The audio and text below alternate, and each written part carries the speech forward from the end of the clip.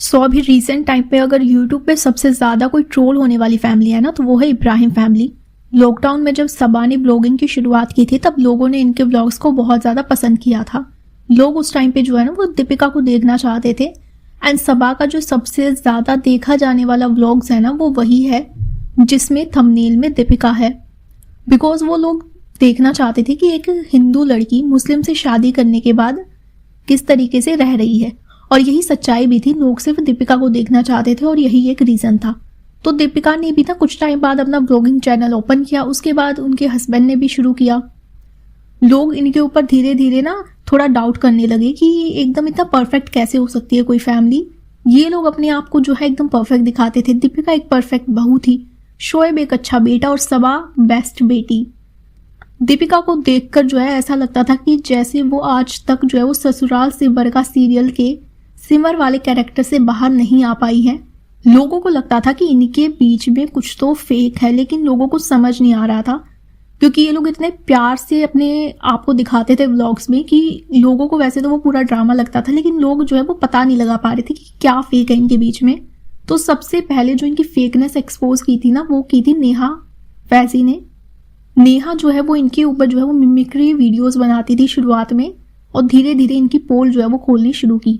अब नेहा फैजी कौन है ना, जो सबा की ननद है ना, वो नेहा की सगी मामी लगती है। तो इसलिए नेहा के पास जो थे ना वो सोर्सेस जो है वो काफी अच्छे थे। उन्होंने अपनी वीडियोस में इनकी पोल खोलना शुरू की। धीरे धीरे लोगों ने इनको एक्सपोज करना खुद ही शुरू कर दिया। खुद कुछ ना कुछ ऐसा करते थे अपनी वीडियोस में कि खुद ही एक्सपोज हो जाते थे। ये पूरी फैमिली अपने व्लॉग्स में ये दिखाते थे कि इनके बीच में इतना प्यार है, कुछ भी फेक नहीं है। ये ऊपर से रिश्तों के ऊपर लेक्चर देते थे। इनके खुद के रिश्ते जो है वो बहुत ज्यादा खोखले थे। सबसे पहले नेहा ने ये खुलासा किया था कि जब सबा एंड शोएब की दादी की डेथ हुई थी ना, तब वो नाले में पड़ी हुई मिली थी एंड उनकी कंडीशन बहुत ज्यादा खराब थी। वो लोगों के घरों में बर्तन मांजती थी। इसके बाद लोगों ने बहुत ज्यादा क्वेश्चन किए। शोएब ने कहा कि उनकी दादी की डेथ के टाइम पर जो है ना, उनके पापा यानी कि जो अंकल इब्राहिम है वो हॉस्पिटल में थे, उनके ऑपरेशन हुए थे, जिसके बाद उनको टाइम नहीं मिला। वो बहुत ज्यादा बिजी थे। वैसे कोई कितना भी बिजी हो, अगर किसी की डेथ हुई है, स्पेशली दादी की, तो मतलब किसी ना किसी को तो जाना चाहिए था। वैसे इस टॉपिक में मैं शोएब पर जब मैं वीडियो बनाऊंगी तब बात करूंगी। इस वीडियो में हम बात करेंगे दीपिका के बारे में। मैं कहती हूँ कि मुझे पापा, अम्मी, सबा, खाला, अम्मा सबके कंफर्ट के लिए अगर मुझे और शोएब को कल को कार में या बाहर सड़क पे भी सोना पड़े ना, तो भी मुझे कोई दिक्कत नहीं। और ये मैं कोई फिल्मी डायलॉग नहीं मानती। तो ये सब तो तुम्हारे जो है ना वो फिल्मी डायलॉग ही थे, क्योंकि तुमने एक बार भी अम्मा को, अपनी खालाओं को, किसी को भी कभी भी अपने घर में एंट्री नहीं दी है। तुम लोगों की एंट्री ऐसे होती थी जैसे कि बस हो गया, काम के लिए आओ और काम जब काम खत्म हो जाए उसके बाद चले जाओ। सबा ने अपने व्लॉग में एक बार ये कहा था कि मतलब ऊपर से हमें कॉल आता है ना, उसके बाद हम लोग जाते हैं। जब ऊपर पूरी प्रिपरेशन हो जाती है इनके घर में, जब भी कोई फंक्शन होता है ना, किसी का बर्थडे है, एनिवर्सरी है या कोई और फंक्शन है, तो ऊपर से दीपिका जो है वो कॉल करती है कि हाँ सारी प्रिपरेशन हो चुकी है, आप लोग आ जाइए। उसके बाद तो ये लोग ऊपर जाते हैं। ऐसे तो इनके रिश्ते हैं। कौन अपने भाई भाभी के घर ही, जो कि एक ही बिल्डिंग में रहते हैं, सिर्फ एक फ्लोर को छोड़ के, वो अपनी भाभी का कॉल आने के बाद ही जाते हैं। उससे पहले नहीं जा सकते आप। उससे पहले आपको इनके 5 BHK में एंट्री अलाउड ही नहीं है। और ये बोलती है कि ये इन सब के लिए जो है वो कार की डिक्की में भी सो जाएगी। इवन सबा ने अपने एक व्लॉग में ये भी बोला था कि जब इनकी खालाएं, उनके बच्चे एंड ये सब लोग जब आ जाते हैं ना, तो इनके घर में इतनी ज्यादा भीड़ हो जाती है कि जगह नहीं बचती है। एक बार अंधेरा था, ये सब लोग सो रहे थे एंड इसकी तो आदत है रात को जागने की, सबा की। तो ये जा रही थी एंड इसने बोला था कि यहाँ पे इतनी भीड़ है कि हमारे यहाँ पे सब लोग ऐसे सोते हैं जैसे कि ट्रेन की पटरी पर सोते हो कोई। यहाँ पे इतनी भीड़ है कि मुझे डर लगता है कि कहीं मेरा किसी के ऊपर जो है वो पैर ना टिक जाए, क्योंकि सब लोग नीचे जमीन पर जो है वो चद्दरें बिछाकर सोते थे। एंड ऊपर जनाब और मैडम जो है वो अपने 5 BHK में अकेले रहते थे। सिर्फ उन्होंने अपने फादर को रखा हुआ है, वो भी सिर्फ इसीलिए क्योंकि उनकी तबीयत ठीक नहीं है। एंड वहीं पर इसने ये डायलॉग मारा था कि हम इनके लिए जो है वो कार की डिग्गी में भी सो जाएंगे। तो वो जो ये डायलॉग मारे थे ना, ये डायलॉग बाजी ही थी, ये फिल्मी डायलॉग ही थे। क्योंकि उसके बाद तुमने आज तक कभी ये नहीं दिखाया कि तुमने कभी किसी की हेल्प की हो, कभी उनको ये कहा हो कि नीचे तो बहुत ज्यादा भीड़ हो जाती है, आप लोग ऊपर आ जाइए। एक बार भी नहीं बोला है। ये जो है वो अम्मा को डोल बुलाती है कि ये तो बिल्कुल मेरी डोल जैसी है, लेकिन उसी डोल जैसी अम्मा के लिए अपने घर में थोड़ी सी भी जगह नहीं है। सबा इनको हर जगह जो है वो अपने साथ जबरदस्ती लेकर जाती है, क्योंकि वो इनको घर में अकेला नहीं छोड़ सकती है। इतनी बुजुर्ग महिला को वो कैसे छोड़ कर जाएगी, तो उनको अपने साथ हर जगह लेकर जाते हैं। इवन ये लोग दिल्ली गए थे, वहां पर सबा के रेस्टोरेंट की ओपनिंग थी, तो पूरी फैमिली जा रही थी। जनाब मैडम नहीं जा रहे थे, लेकिन उन्होंने फिर भी नहीं बोला कि कोई बात नहीं, कुछ दिन की तो बात है, ये हमारे साथ रह लेंगी। लेकिन उन्होंने तब भी नहीं बोला। ये लोग अम्मा को जो है वो जबरदस्ती लेकर गए थे। एंड वहां पर जाने से पहले अम्मा जो है ना वो इनके घर में, जनाब और मैडम के घर में एक इनका हेल्पर है, उनको ये बोल रही थी दिल्ली वेलकम। इसमें अम्मा जो है ना वो निक्कू से ये कह रही है कि ये लोग दिल्ली जा रहे हैं, लेकिन तुम मुझे अपने साथ ले चलो। तो निक्कू उनको बोलता है कि हाँ हाँ वेलकम वेलकम, क्योंकि अम्मा को जो है ना वो दिल्ली नहीं जाना था। उनको पता था कि ये लोग दिल्ली जाएंगे, वहां जाकर क्या करेंगे, घूमेंगे फिरेंगे। एंड एक 90 साल की ओल्ड लेडी से कैसे घूमा जाएगा इतना। तो वो इनके घर के एक हेल्पर को बोल रही है कि मुझे अपने साथ लेके चलो। लेकिन ऊपर बैठे जनाब मैडम को नहीं दिख रहा है कि नहीं सब लोग जा रहे हैं, अम्मा कैसे घूमेंगी वहां इतना, वो कुछ दिन के लिए हमारे साथ रह लेंगे। लेकिन इनको वो भी नहीं दिखा। इनको फर्क नहीं पड़ता कि इनके घर के बुजुर्ग कहाँ पड़े हुए हैं। प्रॉब्लम ये रहती है कि अम्मा है हमारे साथ, और अम्मा ये सोचती है कि उनको तो ट्रैवल नहीं करना है, तो उनको अकेले किसके साथ छोड़े, नहीं छोड़े। चलो तैयार हो जाओ, पास में है, अकेले कैसे रहोगी। हाँ पापा भी, ये ज्यादा दूर नहीं है, बस आधे घंटे के रास्ते से पहुंच जाएंगे, वहाँ पे खाना खा के आ जाएंगे। इंसान खुशी खुशी होकर चलते हैं। अम्मा को जेल डरने की बात नहीं है, अम्मा को वो वजह से नहीं बैठाती हूँ। तो ये जो है ना वो अम्मा को हर जगह इनकी एक मजबूरी भी है लेकर जाने के लिए, क्योंकि घर पे अकेली उनको नहीं छोड़ा जा सकता है। तो अपने साथ एक तरह से मजबूरी भी लेकर जाते हैं, वो भी जबरदस्ती। उनको नहीं जाना होता है, फिर भी ये अम्मा को मॉल तक में लेकर जाती है साथ में, क्योंकि घर पे नहीं छोड़ सकते अकेला। मॉल में जाकर ये लोग जो है थोड़ा सा चलने के बाद जगह ढूंढते हैं बैठने के लिए, क्योंकि अम्मा के पैरों में दर्द हो जाता है, उनको बैठना होता है, तो फिर ये बैठने के लिए जगह ढूंढते हैं। लेकिन जनाब मैडम का 5 BHK अम्मा के लिए ओपन नहीं होता, कभी भी नहीं होता। तो यहीं से पता चल जाता है कि इन लोगों के रिश्ते जो है वो कितने ज्यादा खोखले हैं। ठीक है भाई, तुम लोगों की मर्जी, अगर तुम लोग अपनी अम्मा को अपने घर में रखना चाहते हो या नहीं चाहते हो, ये तुम्हारी चॉइस है। लेकिन कम से कम कंपेयर मत करो दूसरों से कि दूसरे तो ऐसा करते हैं। दूसरों को लेक्चर देते हैं कि माँ बाप की रिस्पेक्ट करो, पहले खुद अपने घर के बुजुर्गों की रिस्पेक्ट करना सीखो। बड़ी बड़ी बातें बहुत फेंकते हैं कि हम तो कार की टिक्की में भी सो जाएंगे, लेकिन मैडम एटलीस्ट रूम ही दे दो। 5 BHK में आप कहाँ, मतलब कार में क्यों ही सोने जाओगे, कम से कम एक रूम ही उनको दे दो जो आपने गेस्ट रूम बनवाया था। और फिर इनके दोगलापन कहाँ से दिखाई देता है। अभी हाल ही में मौत आ गई थी ना, तो वहां पर इसने एक क्लिप और ऐड की थी, इतनी बड़ी बड़ी इसने बात वहां पे भी फेंकी थी। वहां पर कमेंट सेक्शन में हर किसी ने इस बात को पॉइंट आउट किया हुआ था और हर किसी ने इसको ट्रोल किया था भर भर कर। और ये रूहान ले रहा है अपनी दोपहर वाली नींद, और यहाँ पे अम्मा सोई है, और ये मेरे लिए बहुत ज़्यादा स्पेशल और प्यारा मोमेंट है। कल भी और आज रूहान जो अपनी दोपहर की नींद है वो इस तरह से अम्मा के पास लेके ले रहा है। और मुझे ये जो मैं इस चीज़ को मैं ट्रेजर करूँगी कि रूहान को ये मौका मिला कि वो अपनी बरदादी के बगल में सोए। ये चीज़ें ना हम अपनी बिजी लाइफ में सिटी में बहुत ज़्यादा मिस आउट करते थे, लेकिन छोटी छोटी चीज़ें बहुत मायने रखती हैं। और हमारे लिए छोटी होंगी, लेकिन ये अम्मा के लिए बहुत बड़ी चीज़ है कि वो गाँव आया है, वो इस घर में है, वो अम्मा के पास है। अब वो सोई थी, लेकिन बार बार अपना कमर काट के बोली, ये नहीं आप सो जाओ, उसके लिए है कमर। तो ये मैडम मैडम मैडम, अम्मा पिछले 3 महीने से मुंबई में ही थी। तुमने तो यहाँ तक कि अम्मी के घर में भी उनको एंट्री जो है वो बंद करा दी है उनकी। इसलिए अब की बार सबा ने जो है ना अम्मा को अपने पास रखा हुआ था, क्योंकि तुमने साफ मना कर दिया कि ये अम्मी के घर पे भी नहीं रहेंगी। इसलिए अब वो सबा के घर पे थी। 3 महीने से वो वहीं रह रही हैं। जब से रूहान हुआ है ना, तब से वो अम्मा इतनी बार आ चुकी है। तुमने आज तक कभी अम्मा को जो है वो अपना बच्चा दिया तक नहीं है, खेलने के लिए भी नहीं। और अब तुम्हारी व्लॉगिंग में तुम्हारी एक्टिंग देखो, इसको लग रहा है कि ससुराल सिमर का सीरियल अभी भी चल रहा है एंड ये बेस्ट बहू का रोल प्ले कर रही है व्लॉगिंग में ही। ये यहीं पे बेस्ट बहू दिखाती रहती है कि मैं कितनी अच्छी बहू हूं। लेकिन इस बहू ने कभी भी अपनी नानी सास के बारे में कभी नहीं सोचा कि वो मुंबई में आई हुई है तो वहीं पर अपना बच्चा दे दो यार थोड़ी देर खेलने के लिए। लेकिन नहीं, वहां तो नहीं, क्योंकि वो उनके साथ रहेगा तो शायद कुछ गलत सीख जाएगा। इसने आज तक कभी अपनी सास को अपना बच्चा नहीं दिया, कभी भी नहीं। इसने अपनी माँ को ही अपना बच्चा दिया है संभालने के लिए भी। और इसको अब मोहद्दा में आकर जो है ये बॉन्ड याद आ गया। अब तुम्हें ये बॉन्ड याद आ रहा है, लेकिन जब अम्मा मुंबई में थी तब ये बॉन्ड याद नहीं आया। और बोल रही है बिजी लाइफ में हम भूल सकते हैं, लेकिन ये बात अम्मा के लिए कितनी बड़ी है। अम्मा के लिए इतनी बड़ी थी, तब अम्मा मुंबई में रहती थी, तब कहाँ गया था ये बॉन्ड? क्या तब अम्मा को याद नहीं आ रहा था? अम्मा को तो सब याद रहता है। लेकिन तुम लोग जो सिर्फ कैमरे के सामने ये दिखाते हो कि हम लोग कितने अच्छे हैं, लेकिन ऑफ कैमरा अम्मा को पूछते तक नहीं हो कि वो कहाँ है, कैसी हालत में है, कहीं उनको जाना है, उनको तो ये ज़बरदस्ती लेके चले जाते हैं। एक्चुअली उन लोगों की तो मजबूरी है, क्योंकि वो पीछे से किसके भरोसे वो लोग छोड़कर जाएंगे, क्योंकि ये लोग तो अपने 5 BHK से कभी बाहर निकलते ही नहीं है। ऐसे क्यों बोल रही हो? अभी सही हो, बिल्कुल अच्छी हो, ऐसे नहीं बोल रही हो। दिखा देख लो अम्मा, ये हल्के हैं, ये स्वेटर है। चली जाना, बस बैठिए, चलो जाओ। हाँ बोला था, अच्छी बात नहीं है। अम्मा के पास ही रहना, तुम्हारा कोई काम नहीं है, ठीक है?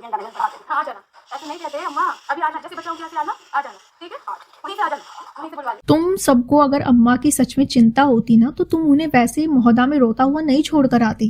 अब वो कितना रो रही थी, क्या कह रही थी सबा को कि पता नहीं मैं जिंदा रहूंगी या नहीं रहूंगी, मुझे अपने साथ ले चलो। एंड वो कह रही थी कि नहीं अभी तो बहुत समय है, लेकिन वो रो रही थी इतनी ठंड में, उनको मोहदा में ही छोड़कर आ गई। और जब अपना फायदा देखना होता है तब उनको अपने साथ वापस लेकर आ जाते हो, लेकिन जब सबसे ज्यादा ठंड पड़ती है, जब सबसे ज्यादा गर्मी रहती है, तब तुम उनको वापस उनके गाँव में ही छोड़कर आ जाते हो। तुमने उनके बेटों से, बहुओं से, यहाँ तक कि उनके पोते पोतियों से सबसे उनके रिश्ते खराब करवा दिए, क्योंकि वो तुम्हारे व्लॉग्स में कुछ ऐसा बोल देती हैं कि शानू और शालू जो है, यानी कि सबा एंड शोएब जो है ना, वो मेरा सब कुछ करते हैं। तो ये जब व्लॉग में उनके बेटे देखते हैं जो उनको संभाल रहे हैं, सच में उनके पोते पोतियां देखते हैं, तब उनको बुरा लगता है कि ये उनको संभालते हैं और ये वहां कुछ महीने रहकर आती है और ये बोल देते हैं कि वो इनके लाडले हैं। तो तुमने उनके रिश्ते भी खराब करवा दिए, लेकिन लास्ट में तो वही इन्हें संभाल रहे हैं ना, वही उनको खाना बना कर देते हैं। मैं इस चीज़ को मैं शायद ट्रेजर करूंगी कि रोहान को ये मौका मिला कि वो अपनी परदादी के बगल में सोए। ये चीज़ें ना हम अपनी बिजी लाइफ में सिटी में बहुत ज़्यादा मिस आउट कर देते हैं। जो है वो रूहान की परनानी हुई, परदादी नहीं। बट ये प्रॉब्लम नहीं है, प्रॉब्लम ये है मैडम कि आपको खुद को पता है कि आपके खुद के फादर कहाँ हैं। वो रूहान से अब तक कितनी बार मिल चुके हैं। आपका बेटा 2 साल का हो चुका है, लेकिन वो आपके फादर से यानी कि अपने नाना से अब तक शायद सिर्फ 2 ही बार मिला है। वो भी आप ये तब बोल रही हैं जब आपका और आपके फादर जो है ना, वो दोनों मुंबई में ही रहते हैं, लेकिन फिर भी वो अब तक आपके बेटे से कभी मिलने नहीं आते हैं। आज तक आप खुद उनके घर नहीं गई हैं। कितने साल हो गए, 5 साल से तो हम व्लॉगिंग ही देख रहे हैं। आप आई थिंक अब तक सिर्फ एक बार जो है अपने फादर से मिलने के लिए गई थी, उसके बाद कभी नहीं गई। आपके फादर के साथ आपका खुद का रिलेशन जो है वो अच्छा नहीं है, क्योंकि आपने सबा की शादी से, अपनी ननद की शादी से आपके अपने खुद के फादर को जो है वो जलील करके निकाला था। आप सोचिए, वो रिटायर्ड आर्मी कर्नल है, लेकिन उसके बावजूद भी आपने उनकी इतनी इंसल्ट की। आपने अपनी ननद की शादी में उनको एक कमरा दे दिया जहां वो जो सामान से भरा हुआ था, एंड उन्होंने बस ये बोला था कि उनको एक ऐसा रूम चाहिए जो खाली हो, ताकि किसी का कोई सामान जो है वो चोरी ना हो जाए और इल्जाम उन पर ना आए। उन्होंने ये बोला था, और आपने क्या किया, उनको वहां से जलील करके निकाल दिया, भगा दिया वहां से। जिसके बाद वो कभी भी आपसे मिलने नहीं आए, बहुत टाइम तक नहीं आए थे। लोगों ने आपको बहुत ज्यादा ये पूछा था कि आपके फादर कहाँ हैं दीपिका, तब जाकर वो आए थे। और उसके बाद वो सिर्फ रूहान से मिलने के लिए तो 2 बार आए हैं। यानी कि आप उनके खुद के रिश्ते देखिए आपके फादर के साथ कैसे हैं। वो अब तक सिर्फ 2 बार मिलने आए हैं आपके खुद के बेटे को, लेकिन आपको उससे फर्क नहीं पड़ रहा। आपको फर्क पड़ रहा है कि अम्मा के साथ मेरा बेटा कितना खुश है, देखो वो उसके साथ सो रहा है। अम्मा खुद इतने सालों से हर बार मुंबई आ रही है आपका बच्चा होने के बाद, लेकिन मुंबई में आपको ध्यान नहीं आता है कि अम्मा है तो मैं अपना बेटा उन्हें दूं, ताकि वो उनके साथ थोड़ा टाइम स्पेंड करे, बॉन्ड बने। लेकिन नहीं, वो नहीं होता है। लेकिन मोहदा में जाकर आपको ये सारी चीजें बहुत याद आ जाती हैं। ऑफ कैमरा आपके रिलेशन बहुत खराब है, लेकिन जैसे ही कैमरा ऑन होता है ना, आपको सारे पुराने रिश्ते याद आ जाते हैं। आपको बॉन्ड याद आ जाता है कि अम्मा का रूहान के साथ कैसा बॉन्ड है, मेरी सास के साथ कैसा बॉन्ड है। भले ही ऑफ कैमरा आप एक दूसरे से बातें ना करते हो, लेकिन ऑन कैमरा आप एकदम अपने रिश्ते एकदम अच्छे दिखाते हैं, क्योंकि आपको पता है कि अब लोग आपके सिर्फ यही रिश्ते जो है वो देखना पसंद करते हैं। आपके अपने खुद के फादर से रिश्ते अच्छे नहीं है, आपकी दोनों बहनों के साथ भी आपके रिश्ते अच्छे नहीं है। आपने आज तक कभी बताया ही नहीं कि आपकी दोनों बहनें कहाँ रहती हैं, वो कैसी है, उनके साथ आपका कैसा बॉन्ड है, वो कभी नहीं बताया आपने। आपकी खुद की ननद के साथ भी आपके रिश्ते अच्छे नहीं है। आपकी ननद के साथ आपके रिश्ते सबसे ज्यादा उसकी शादी के बाद खराब हुए हैं। आपने उसकी पूरी शादी इतनी खराब की थी, इतने गंदे आउटफिट आपने डिजाइन किए थे।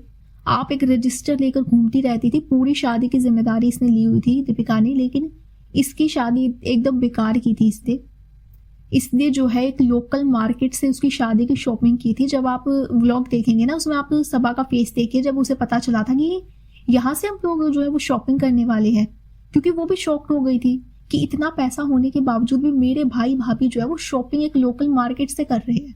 मिडिल क्लास आदमी भी जो है ना, वो अपनी बेटी के लिए, शादी के लिए जो लहंगा है वो किसी अच्छे मार्केट से लाता है, एक अच्छे बुटीक जाता है।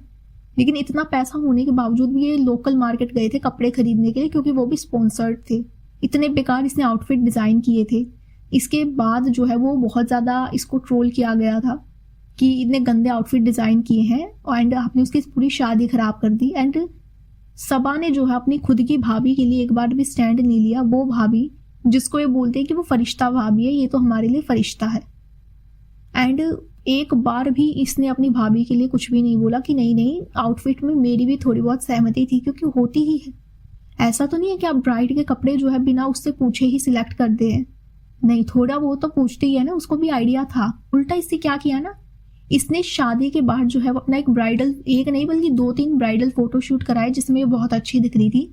लोगों ने वहां से ये बातें करना शुरू की कि आपने अपनी शादी में ये कपड़े क्यों नहीं डाले, क्योंकि इस दीपिका ने सबा की बिल्कुल चलने ही नहीं दी। ये बोलते रहे कि नहीं नहीं नहीं, तुम कुछ मत जिम्मेदारी उठाओ, सारी जिम्मेदारी हम उठाएंगे, हम फर्ज निभाएंगे। लेकिन कैसा फर्ज, इसकी पूरी शादी बेकार कर दी। इतने गंदे आउटफिट इसने डिजाइन किए, एकदम लेसम लेस वाले, सिर्फ उस पे सितारे ही सितारे, इतने चमकीले थे वो। इसने कुछ भी नहीं बोला। यहीं से पता चल जाता है इनके रिश्ते कैसे हैं। अभी इसकी भाभी ने जो है वो लेबल DKI शुरू किया है, जहां पर वो इतने महंगे आउटफिट बेचती हैं। लेकिन उल्टा ये क्या करेगी सबा, ये अपनी स्टोरी में लगाएगी कि फ्रेंड्स यहाँ पर जो है ना वो 500 या 600 रुपए के जो है वो कपड़े मिल रहे हैं आपको। जब इसकी भाभी अपने लेबल के कपड़े अपनी स्टोरी पे अपलोड करती है, तब ये साइड में ही सस्ते से आउटफिट लगा देती है कि ये देखिए, ये तो सिर्फ 500 में मिल रहे हैं।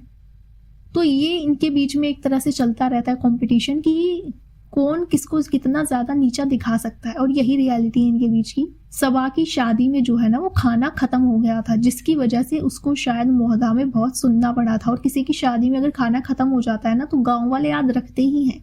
उनको इतनी प्रॉब्लम नहीं होती कि खाना खत्म हो जाता है, उनको प्रॉब्लम होती है कि अरे ये इतने बड़े लोग हैं, लेकिन इनकी शादी में भी खाना खत्म हो गया है।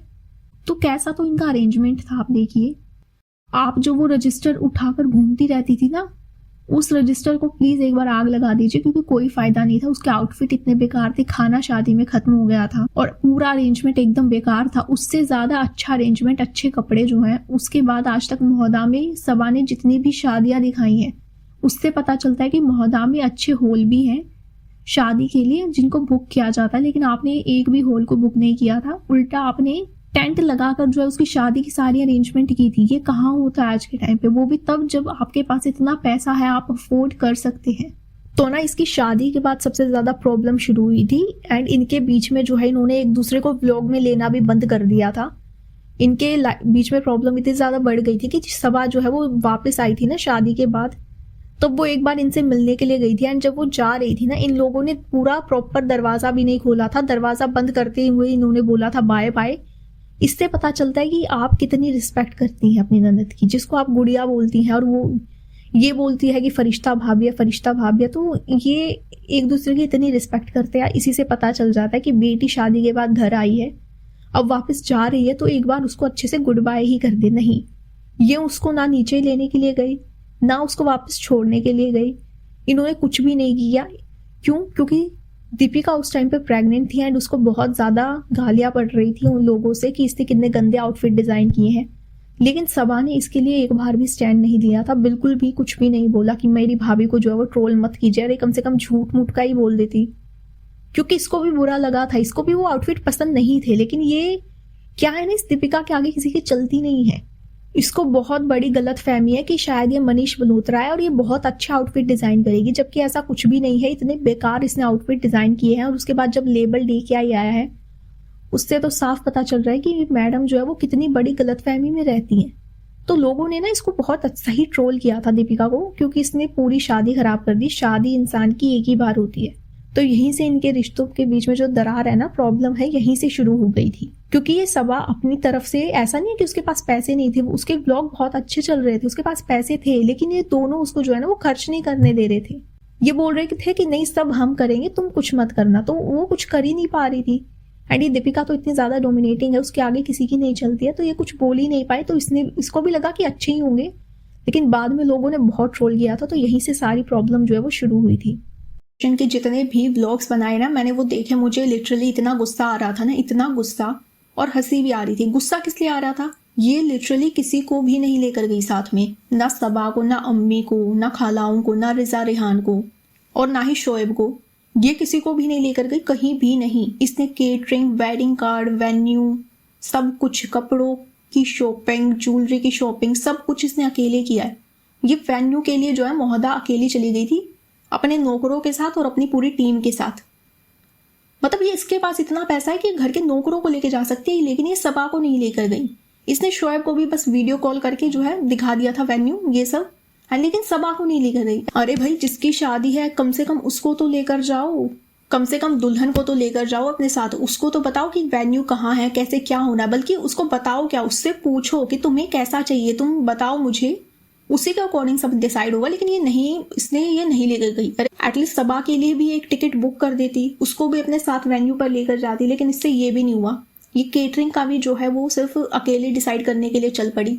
उसको सबा को एटलीस्ट पूछ लेती, लेकिन ये खाने के लिए भी अकेले चली गई। एंड वहां पर भी ये शोएब को सिर्फ वीडियो कॉल पे बात करके सब कुछ दिखा रही है, लेकिन इसने एक भी जगह ये सबा को इसने वीडियो कॉल कर कर नहीं दिखाया कि ये सब डिसाइड हुआ है, तुम्हें कैसा क्या पसंद है तुम खुद बताओ। अरे भाई, उसको बताओ क्या, तुम उसको अपने साथ क्यों नहीं लेकर गई। मुझे लिटरली ये इकलौती ऐसी बात है जहां पर मुझे सबा के लिए लिटरली बहुत बुरा लगता है, बहुत बुरा लगता है। भाई, ऐसी कौन सी शादी होती है जहां पर घर के बाकी मेंबर्स के साथ जो है वो शॉपिंग नहीं की जाती है। कपड़े अकेले खरीद के गई और बैठ के आराम से जो है डिजाइन बनाकर दिखा रही थी जैसे कि कोई मनीष मल्होत्रा है। और जो है ये अपने आप को बहुत ज्यादा जो है गौरी खान समझती है कि ये सब कुछ बताएगी कि वेन्यू कैसे कहाँ होना चाहिए, कैसे कहाँ क्या लगेगा। कहीं पर तो अपनी कम से कम अपनी गुड़िया जैसी ननद को लेकर जाती है जिसकी शादी है, उसके लिए उसका डे कितना इंपॉर्टेंट है। शादी एक ही बार होती है इंसान की जिंदगी में, तो उसमें भी उसको जो है वो अपने से साथ शामिल नहीं कर रही हो। वेडिंग कार्ड जो है अकेले डिसाइड करने के लिए चली गई। क्यों? क्योंकि सब कुछ जो था वो स्पॉन्सर्ड था। अरे स्पॉन्सर्ड ही भले था, लेकिन कम से कम किसी को साथ लेकर जाना चाहिए था ना। ऐसी कौन सी शादी होती है जहाँ पे घर के किसी मेंबर को नहीं लेकर जाया जाता। शादी एक ऐसी चीज है इंडिया में कि सब लोग जो है वो हमेशा वेट करते हैं कि कब होगी किसी की शादी, और लोग शॉपिंग के लिए जाएंगे। लिटरली हमारे यहाँ पे लोग शॉपिंग में कितना टाइम लगाते हैं। शादी की शॉपिंग भी जो है वो एक तरह से एक एंजॉयमेंट होती है हमारे यहाँ। लेकिन इससे ये भी नहीं हुआ कि एटलीस्ट अम्मी को लेकर जाए, उनके साथ शॉपिंग करे। भाई, मुझे इतना गुस्सा आ रहा था इसके व्लॉग देख के। अब मुझे समझ में आ रहा है कि सबा ने सही किया जो इसके लिए स्टैंड नहीं लिया, ये यही डिजर्व करती है। ऐसे कौन से घर में होता है कि सिर्फ एक ही मेंबर सब कुछ जो है वो डिसाइड किया जा रहा है कि कैसे का क्या होगा, कहाँ वेन्यू होगा, खाने में कौन लोग आएंगे, वेडिंग कार्ड, बजट से लेके लिटरली सब कुछ, ज्वेलरी तक इसने जो है वो अकेले जाके सिलेक्ट की है।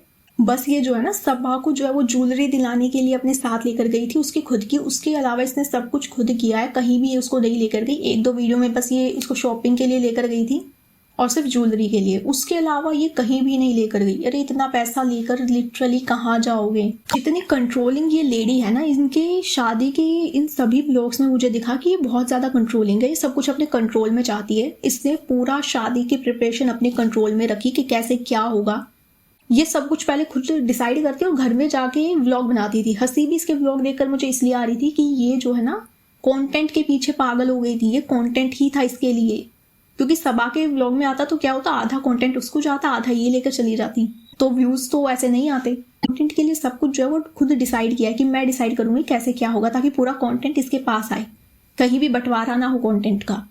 तो इसने पूरी शादी को इसने जो है वो एक कंटेंट बना के रखा। सबा को लिटरली कुछ भी नहीं दिया, उसके अपने खुद के घरेलू व्लॉग्स आते रहते थे। एंड इसने क्या किया, इसने सारा मतलब शादी से पहले के जो प्रिपरेशन थी वो सारे कंटेंट ये ले गई, और शादी का कंटेंट जो थे वो जनाब ले गए, और सबा के हिस्से में कुछ नहीं आया। अब मुझे समझ में आ रहा है कि इनके रिश्ते क्यों खराब हुए। बिल्कुल सही कर रही है वो सबा इसके साथ, बिल्कुल लिटरली सही किया सबा ने जो इसके लिए स्टैंड नहीं लिया। भाई इस लायक है ही नहीं जो वो इसके लिए स्टैंड ले।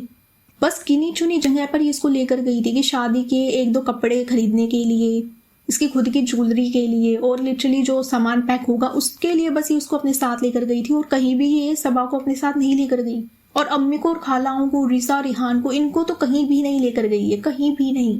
मुझे लगता है कि दुनिया की इकलौती ऐसी शादी होगी जहाँ पे घर के बाकी मेंबर्स को जो है वो शामिल नहीं किया गया है। उनको यही नहीं पता कि वो क्या पहनने वाले हैं। बाद में घर पे जाके सबको बता देती थी कि ऐसे ऐसे होने वाला है। पहली दुनिया की ऐसी शादी होगी जिसमें घर के बाकी सारे मेंबर जो है वो घर पे आके सुन रहे हैं कि कैसे क्या होगा। अरे भाई, मतलब इतना गुस्सा आ रहा था ना मुझे व्लॉग्स देखकर, मुझे हंसी भी इतनी ज्यादा आ रही थी कि ये किस तरह कंटेंट के पीछे पागल हो गई थी कि कहीं मेरा थोड़ा सा कंटेंट जो है वो किसी और के साथ ना चला जाए। सब कुछ जो है वो मेरे व्लॉग में आए, लोग देखें और व्यूज़ आए, इसके पीछे बस यही था। ये था सबा का वेलकम। असल में कोई वेलकम भी नहीं था, उसकी शादी से पहले बस नॉर्मल सी एंट्री ली थी उसने और वो अम्मा के घर चली गई थी। यही हुआ था और यही होना भी चाहिए भाई। तुम कोई मतलब ऐसे बहुत बड़े सुपरस्टार नहीं हो जो तुम्हारी गाँव में तुम्हारा इस तरह से वेलकम होगा। नॉर्मल सी एंट्री लेके वो चली गई थी, लेकिन मक्खी जो थी ये कर रही थी जनाब के वेलकम की तैयारी। सो अभी जस्ट पता चला है कि 15 मिनट में शोएब पहुंचने वाले हैं, तो चलिए अब चलते हैं अम्मा के यहाँ और उनके वेलकम की तैयारी करते हैं। सबसे पता था कि ये जो दिन होगा, ये जो पल होगा कि आज शोएब आने वाले हैं, ये सबके लिए बहुत ज्यादा स्पेशल होगा। इसलिए मैंने पहले से ही वेडिंग प्लानर्स की टीम के साथ मिलकर ये सरप्राइज प्लान किया था कि शोएब का जो वेलकम है हम बहुत अच्छे से करेंगे। तो ढोल के साथ, कलर बॉम्ब्स के साथ हम लोग यहाँ पे एकदम रेडी हो रहे हैं, क्योंकि हम जिसकी शादी थी उसका तो वेलकम भी नहीं किया गया, लेकिन शोएब का वेलकम किया है। वो भाई जिसने अपनी बहन की शादी में प्रिपरेशन में थोड़ा सा भी इन्वॉल्वमेंट शो नहीं किया। भाई आम लोग भी अपने काम से थोड़ा बहुत टाइम निकाल कर जो है ना शादियों में थोड़ा इन्वॉल्व होते हैं, प्रिपरेशन करते हैं, सब लोग ऐसे ही करते हैं। ये इतना कैसा बिजी था कि इसने थोड़ा सा भी इन्वॉल्व नहीं हुआ, कुछ भी सिलेक्ट नहीं किया, सारा काम तुमने खुद संभाला। उसके बाद ये शादी में आगे सारा कंटेंट लेके चला गया। इसके ऊपर तो अलग से एक व्लॉग आएगा जनाब के ऊपर। इस व्लॉग में हम सिर्फ दीपिका की बात करेंगे। तो लिटरली ये आकर सारे व्लॉग ले गया और वेलकम भी इतना अच्छे से हुआ। पता जो गाँव के लोग शहर जाके अपना नाम कमाते हैं ना, और वो जब गांव आते हैं वापस तो लिटरली सारे गांव वाले जो है वो खड़े रहते हैं कि भाई इसने हमारे गांव का नाम रोशन किया है। लेकिन वहाँ पर तुम्हारे नौकरों के अलावा, वेडिंग प्लानर्स के अलावा, फैमिली मेम्बर्स, इन सब के अलावा वहाँ कोई भी नहीं खड़ा था। गांव का तो एक इंसान भी नहीं था वहाँ पर। इसी से पता चल जाता है कि इसने कितना नाम कमाया है। कुछ भी नहीं हुआ है इससे। और ये बोलता है कि जहाँ हम जाते हैं वहाँ तो जो है रौनक आ ही जाती। भाई कैसी रौनक आ जाती है?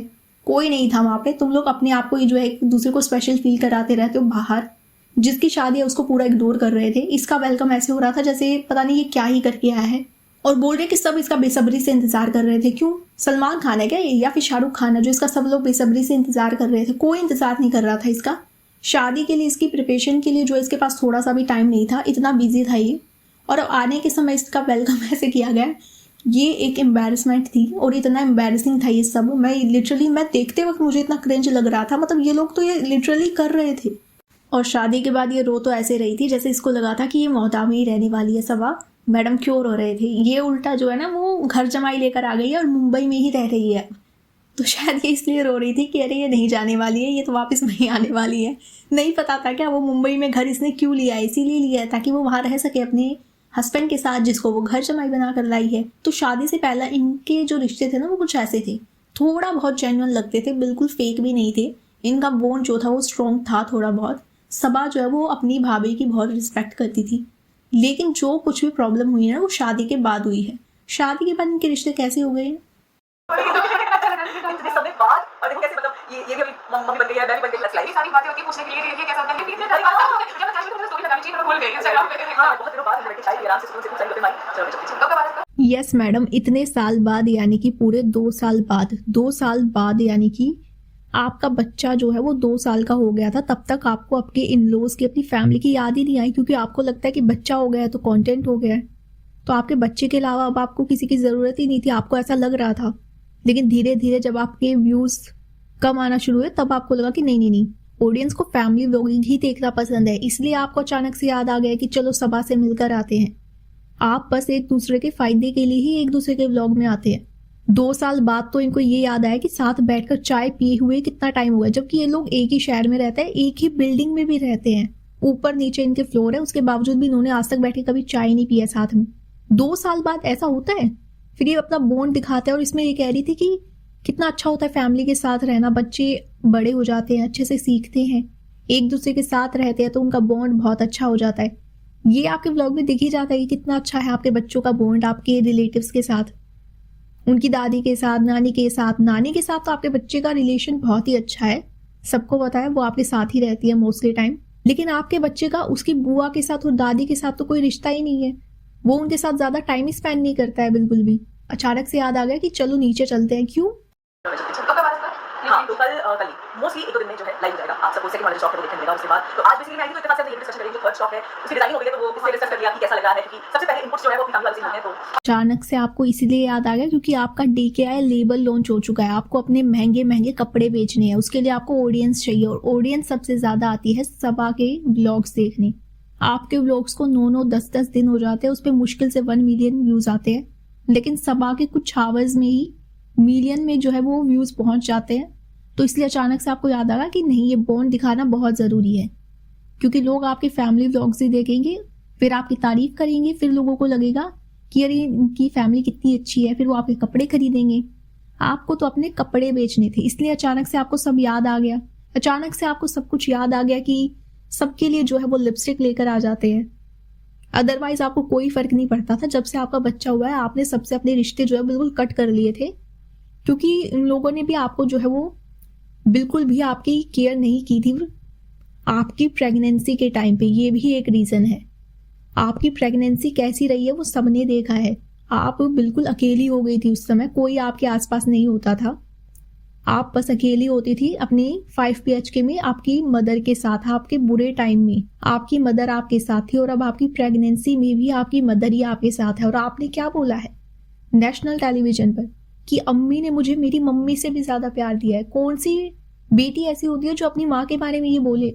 और लास्ट में फिर आपकी माँ ने ही आपका साथ दिया। आपकी सास को तो आपके पैरों की सूजन नहीं दिखाई देती थी, आपके पैरों की पायल दिखाई देती थी। आपके पैरों की सूजन आपकी माँ को दिखाई देती थी, इसलिए वो आपकी पैरों की मालिश करती थी। एक माँ से ज्यादा प्यार कोई नहीं कर सकता, सास सास ही होती है। और ये आपकी ब्लॉगिंग में बाद में लोगों को समझ में आ गया था कि भाई ये कोई आपकी अम्मी ने आपको आपकी मम्मी से ज्यादा प्यार दिया ही नहीं है। वो तो आपकी केयर भी नहीं करती थी, आपको उन्हें बताना पड़ता था कि मेरा ये खाने का मन है, मेरे लिए ये बना दीजिए। अदरवाइज उनको भी कोई चिंता नहीं थी कि आप कैसी हैं, क्या कर रही हैं, नहीं। लेकिन जब आपकी ननद सबा जब प्रेग्नेंट हुई थी ना, तब सारी उसकी खालाएं, उसकी माँ, सब लोग उसके आसपास रहते थे।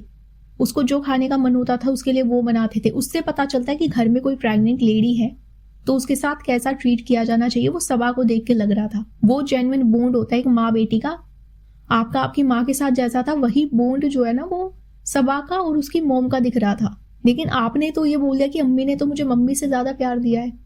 सबके सामने आपने अपनी मदर के लव की इंसल्ट कर दी एक तरह से। लेकिन एंड में तो वही आपके साथ रही।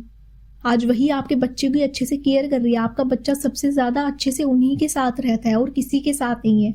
अपनी दादी को देखकर तो वो एकदम उनसे दूर भागता है, वो उनको बुलाती रह जाएंगी लेकिन वो जाता नहीं है। क्यों? वो बॉन्ड है ही नहीं। वो बॉन्ड आपकी सास का भी कभी आपके बच्चे के प्रति दिखा ही नहीं है कि हाँ भाई ये मेरे बेटे का बेटा है, इसको वो जेन्युइन जो लव उसे चाहिए, जो प्यार उसे चाहिए, जो एक दादी का अपने पोते के लिए होता है, वो आपके व्लॉग में कभी नहीं दिखा है। जिसकी वजह से इसको बहुत ज़्यादा ट्रोल किया जा रहा है। काफ़ी सारे रीजंस हैं एंड अब धीरे धीरे जो है इसकी फेकनेस जो है बहुत ज़्यादा एक्सपोज हो रही है। इसने अभी हाल ही में जो है ना लेबल DKL लॉन्च किया है, तो उसकी वजह से इसको बहुत ज़्यादा ट्रोलिंग का सामना करना पड़ रहा है। ये लिटरली 500-600 रुपये के जो सूट होते हैं ना, जो आपको हर वेबसाइट पे सस्ते में मिल जाएंगे, वो भी अच्छी क्वालिटी के साथ, एंड लोकल मार्केट में तो वो और भी ज़्यादा सस्ते मिल जाएंगे। ये वैसे सूट को, कपड़ों को जो है ना वो 4,000-5,000 में बेच रही है। और जो नॉर्मल लहंगे होते हैं जो कि आपको 5 या 6,000 में मिल जाएंगे, उनको ये बेच रही है 15 से 16,000 में, एंड कुछ को तो 20,000 में। तो इतना ज़्यादा महंगा इसने जो है वो एक्चुअली में लूट मचा रखी है।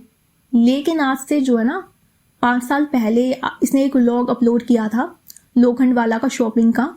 वहाँ पर इस सबा के साथ लोखंडवाला में शॉपिंग के लिए गई थी एंड वहाँ पर इसने जो है ना एक दुपट्टे वाले से इसने बार्गेनिंग की थी एंड वो मारा नहीं था। वो एक दुपट्टा जो था वो 250 रुपये में बेच रहा था और ये बाहर आकर कहती है कि बार्गेनिंग तो हमें भी करनी आती है, लेकिन तुम लोग अगर ऐसा करोगे ना तो फिर कोई बार्गेनिंग करने का मन भी नहीं करेगा, इससे अच्छा चीज़ ही छोड़ दो। अगर किसी ने 100 रुपये बढ़ा भी दिए तो क्या दिक्कत हो गई। एंड ये तब की बात है जब लॉकडाउन जो है वो थोड़ा थोड़ा खुलना शुरू हुआ था। लॉकडाउन में जो है वो आम लोगों का बिजनेस तो पूरी तरह बंद हो चुका था। लोअर मिडिल क्लास का तो और भी बुरा हाल था। उनके लिए लॉकडाउन तो मतलब उनका पूरा बिजनेस ही बंद पड़ा था। वो लोग खाएंगे क्या? ये लोग जो है वो खाने के लिए ही कमाते हैं। इन लोगों को ये नहीं कि इनको दुबई घूमने जाना है इसलिए उनको बहुत ज़्यादा पैसे चाहिए, नहीं। ये लोग 2 वक्त की रोटी के लिए कमाते हैं। तुम लोगों की तरह इनके पास व्लॉगिंग एक जरिया नहीं था। तुम लोगों ने तो व्लॉग बनाकर जो है वो लॉकडाउन में बहुत ज़्यादा पैसे छाप लिए थे। इन लोगों के पास नहीं था ये ऑप्शन। इनका बिजनेस ही था। ये स्ट्रीट वेंडर्स जो है ये सिर्फ अपने खाने के लिए ही कमाते हैं। एंड तुम उनसे जो है वो 100 या 50 रुपये के लिए लड़ रही थी और ये बोल रही थी कि बार्गेनिंग करनी आती है, लेकिन ऐसा करोगे तो नहीं चलेगा, तुम लोगों ने तो लूट मचा रखी है। तुम एक गरीब से जो है ना वो 50 रुपये के लिए लड़ रही थी। ये व्लॉग देख के भी मुझे बहुत गुस्सा आया था और कमेंट सेक्शन में भी लोगों ने इसको बहुत लताड़ा था कि लॉकडाउन अभी खुला है, लोगों को जो नुकसान हुआ है लॉकडाउन में उसको पूरा करने के लिए वो तो चीज़ें महंगी करेंगी ही।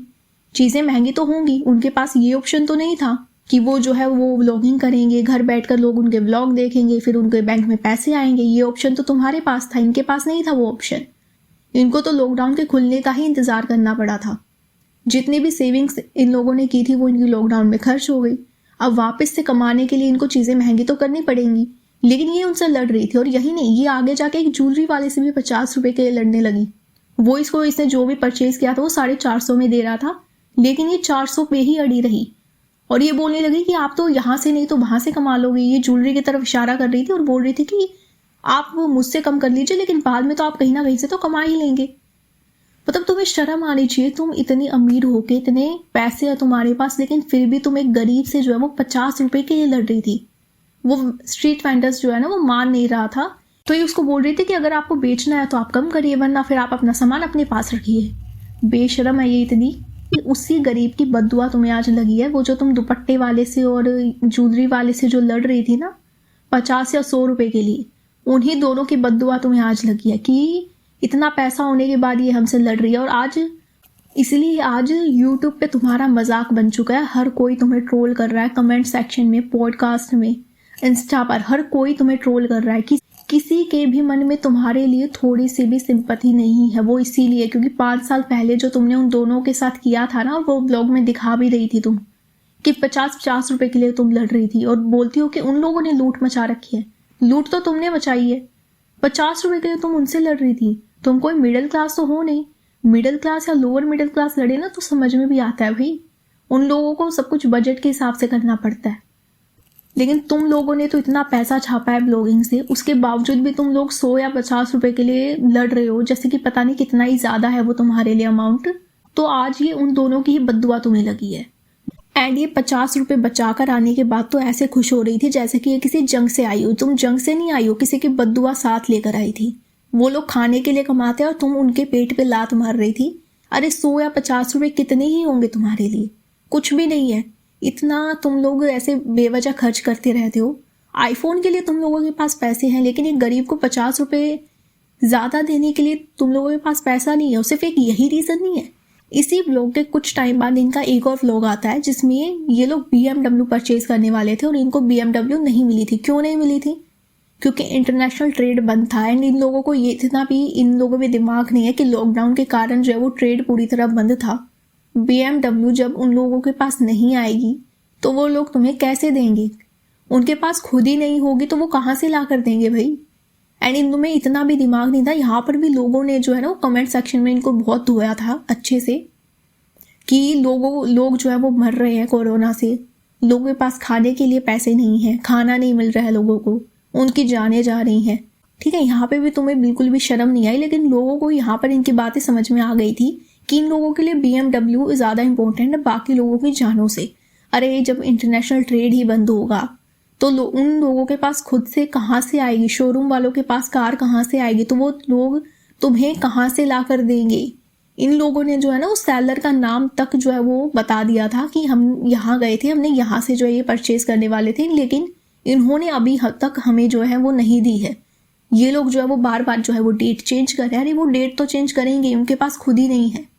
तुम लोगों के लिए BMW ज़्यादा इंपॉर्टेंट है लोगों की जानों से।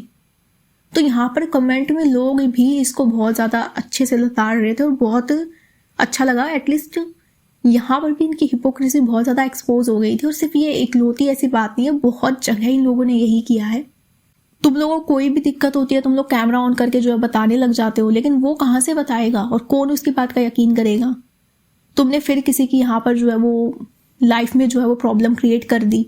आगे जाके इसको कितना ज़्यादा प्रॉब्लम होगी, हो सकता कोई उसे जानता हो तो वो क्या सोचेगा उसके बारे में। लेकिन लोगों में इतना तो दिमाग है, इन दोनों में नहीं था।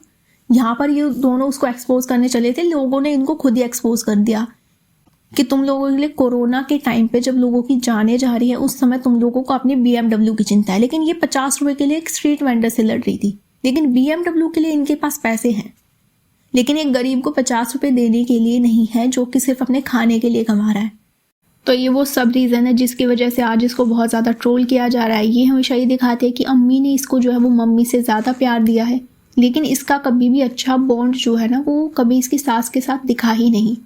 ये दिखाती है कि इसके फादर इन लॉ जो है वो इसके बर्थडे के लिए काउंटडाउन करते हैं, ग्रीटिंग कार्ड्स बनाते हैं, उनको गिफ्ट देते हैं, लेकिन इनके खुद के फादर कहाँ हैं ये कभी भी नहीं बताती है। ये हमेशा दिखाते हैं कि इनका इनकी ननद के साथ कितना अच्छा रिश्ता है, बिल्कुल वो उनकी गुड़िया जैसी हैं। बट इनकी खुद की दोनों बहनें कहाँ हैं इन्होंने आज तक नहीं बताया। वो दोनों लंदन में रहती हैं, लेकिन इन्होंने कभी भी उनके बारे में जिक्र तक नहीं किया। ये कभी भी अपने दोस्तों से जो इसकी शादी में गए थे मोहदा तक, वहाँ पर ऐसे जगह में रहे जहाँ पर वो शायद कभी रहेंगे भी नहीं, वहाँ पे कोई भी फैसिलिटी नहीं थी, लेकिन फिर भी वो दोस्ती के लिए मोहदा में गए, वहाँ रहे, शादी को एंजॉय किया। लेकिन आज इन्होंने अपने उन्हीं दोस्तों से पूरे रिश्ते तोड़ दिए हैं। तो आज इनका कोई दोस्त भी नहीं है। अब इनको काम की ज़रूरत है, लेकिन काम इनको मिल नहीं रहा है, क्योंकि बॉन्ड तो आपको बना कर रखना ही पड़ेगा। बिना बॉन्ड के, बिना रिश्ते बनाए आपको काम नहीं मिल सकता है, किसी भी फील्ड में नहीं मिलेगा। आपको अपने रिश्ते बना कर रखने पड़ेंगे, लेकिन इसने नहीं बनाया। इसको लगता है कि इसकी शादी हो गई है, इन लॉज इसको इतने अच्छे मिल गए तो इसको किसी की ज़रूरत नहीं है। लेकिन आज इसको आईना दिख चुका है, इसको सबकी ज़रूरत है। ये कहीं ना कहीं जो है वो बताने की कोशिश करती है कि इसको काम चाहिए। जैसा कि ये बता रही थी कि भारती का जो है वो मतलब लाफ्टर शेफ देखती है, एंड उन्होंने ये भी कहा था कि ये वहाँ काम करना चाहती है। इसने बताने की कोशिश की थी, लेकिन आज तक इसको जो है वो एक भी इन्विटेशन नहीं आया है शो के लिए। इसने बहुत जगह ये बताने की कोशिश की है कि इसको काम चाहिए, लेकिन अब इसको नहीं मिल रहा है। मैडम कैसे मिलेगा? आप बॉन्ड तो बना कर रखती नहीं है, हमेशा एटीट्यूड में रहती हैं। तो जो एटीट्यूड होता है ना वो काम में नहीं आना चाहिए। काम में आपको जो है ना वो सबसे बनाकर रखनी ही पड़ती है। तो ये मेरी पॉडकास्ट थी दीपिका के ऊपर। मेरी नेक्स्ट पॉडकास्ट होगी शोएब के ऊपर। इसका जब मैं पार्ट 2 बनाऊंगी तो वो शोएब के ऊपर बनाऊंगी। तो मिलते हैं नेक्स्ट पॉडकास्ट में। Thank you.